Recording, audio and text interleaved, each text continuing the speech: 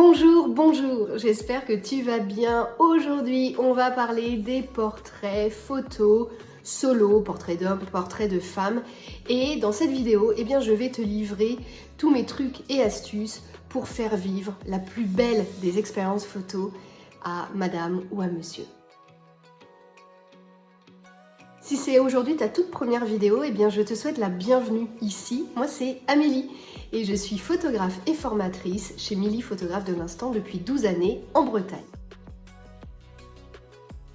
Les portraits de femmes, les portraits d'hommes, ce sont des moments incroyables à vivre quand on est photographe. C'est un moment où l'autre va totalement lâcher prise et accepte que l'on rentre dans une certaine forme d'intimité avec lui, avec elle. Autant vous dire que d'un point de vue émotionnel, c'est vraiment très grand. Alors, pour que tout se passe au mieux, il va falloir préparer les choses.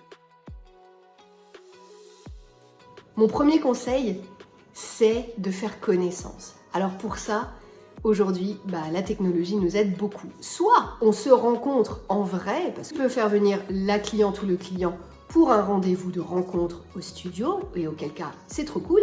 Et puis si tu es comme moi, dans ce cas, ce que tu peux faire, c'est un appel en visio.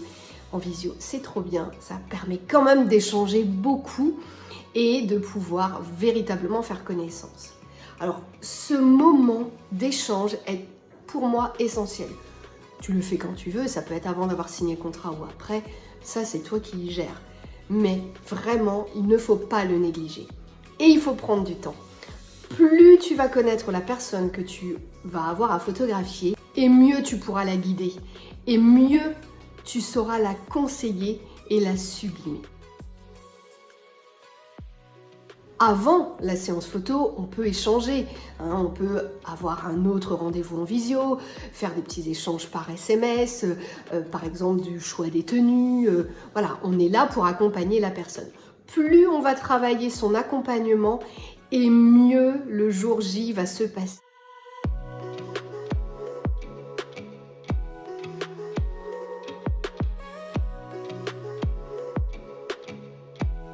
Quelque chose que j'adore faire avant de partir en séance, c'est un temps de pause. Alors, soit on va manger ensemble, si c'est le midi et qu'après la séance photo se passe en début d'après-midi, on va manger ensemble. Sinon, on se retrouve pour un goûter, un moment de partage, on va boire un thé, un café.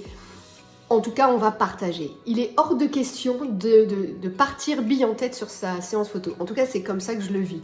Et vraiment, ça contribue encore une fois au fait que la personne en face de moi, elle va lâcher prise plus facilement. Elle ne verra plus en moi qu'une photographe. Elle verra en moi également quelqu'un de bienveillant et presque une amie, tout simplement. Pour que ce moment se passe au mieux, ce que je te conseille, c'est de bien préparer les choses, avec un planning d'horaires et de lieux dans lesquels vous allez aller. Savoir qu'on va arriver à tel endroit, à telle heure, et qu'on doit être reparti à telle heure, c'est bien. Ça permet de tout, de tout minuter et surtout de ne rien louper.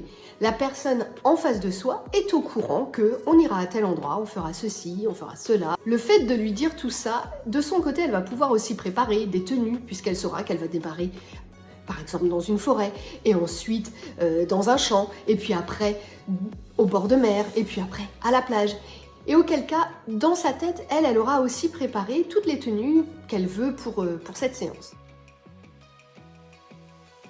On ne prépare jamais trop les choses. Mieux vaut en faire plus que pas assez, on ne va jamais vous le reprocher. Et au moins, ça montre aussi que vous êtes investi dans le moment. Votre investissement émotionnel pour cette séance est très important. Alors, l'investissement émotionnel est très important pour toutes les séances photos que l'on fait vivre à nos clients. Mais d'autant plus là où on est vraiment que nous deux.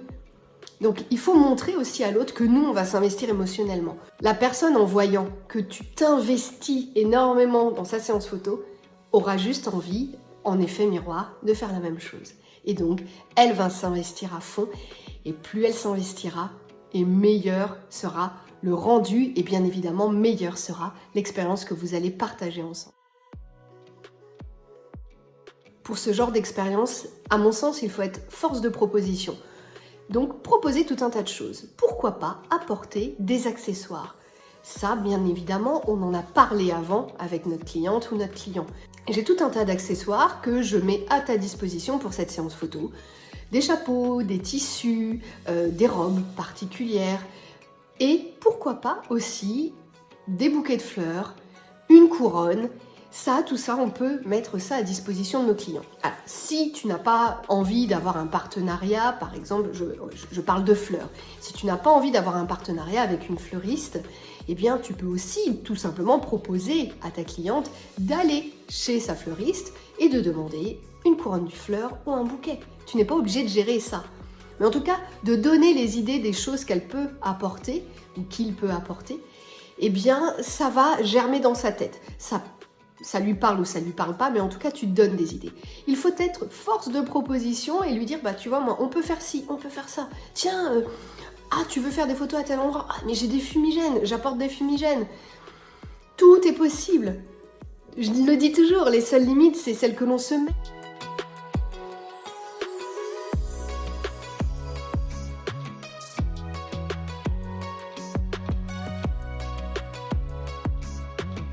Il faut dès le début savoir ce vers quoi on tend. Est-ce que dans cette séance photo-là, il y aura une partie aussi beaucoup plus intime où la personne va se mettre à nu? Si oui, il faut s'y préparer, vous en tant que photographe, et puis il faut que le modèle, la personne que vous allez photographier, se prépare à ça aussi.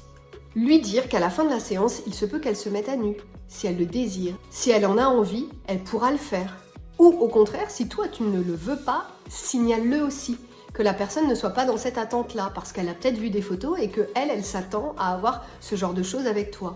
Effectivement, dans ce genre de portrait, on peut être amené à avoir des photos plus intimes, plus dévêtues.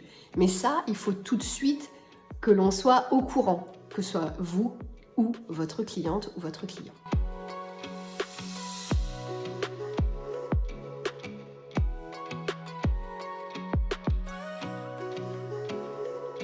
Ces séances sont des moments incroyables, des moments de lâcher prise uniques, des instants qu'on ne revivra jamais. Alors investissez-vous à fond. Plus vous allez vous investir et plus la séance photo sera grandiose. Faites-vous confiance. Ne faites que ce que vous avez envie de faire. Soyez à l'écoute de vos propres émotions. Soyez à l'écoute de l'autre et de ses émotions. Faites comme bon vous semble. Je vous disais, tiens, moi je partage un repas ou un moment avant la séance photo au domicile de mon client ou de ma cliente. Ça, c'est un truc important pour moi. Mais si toi tu dis non, je veux pas le faire, bah ne le fais pas. Mais trouve ton truc. Trouve ce qui te plaît, ce qui te fait vibrer et ce qui fera la différence aussi avec les confrères et les consoeurs. Tout ce qui compte, c'est que ce moment soit totalement unique dans la vie de la personne que tu vas photographier. Et quand on fait les choses de cette manière-là, cette séance ne peut que être extraordinaire. Et elle vous marquera, et elle marquera la personne que vous avez photographiée, et ça pour de nombreuses années. J'espère que ces astuces vous ont plu, peut-être que ça te donne des idées. N'hésite pas à le dire et à partager tout ça en commentaire. Ça sert à ça sert à partager aussi l'expérience des uns et des autres. Merci beaucoup. Tu es encore là dans la vidéo? C'est le moment d'écrire le mot fourchette. Ainsi, je saurai que tu es arrivé jusqu'au bout. Merci d'avoir regardé cette vidéo. On se retrouve très vite pour un podcast. Et en attendant, je te dis à très bientôt, ici, là-bas ou ailleurs, qui sait.